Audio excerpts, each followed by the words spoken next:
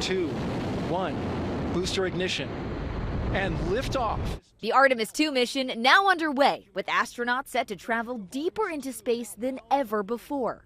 So after a brief 54-year intermission, NASA is back in the business of sending astronauts to the moon.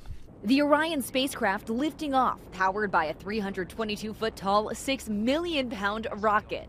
NASA resolved a brief communications issue shortly after liftoff and says the 4-person crew is safe, secure, and in great spirits.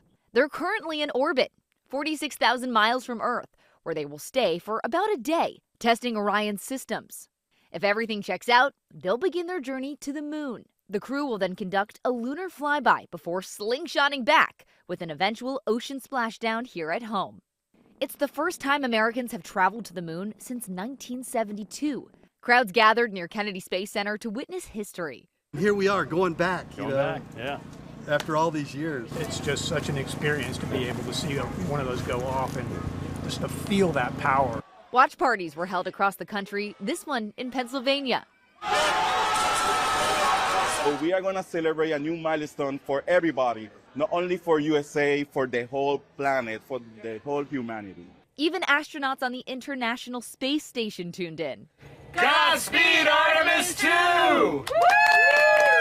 Before launch, in a nod to tradition and a bit of superstition, the astronauts played cards until everyone lost a hand, leaving the bad luck behind.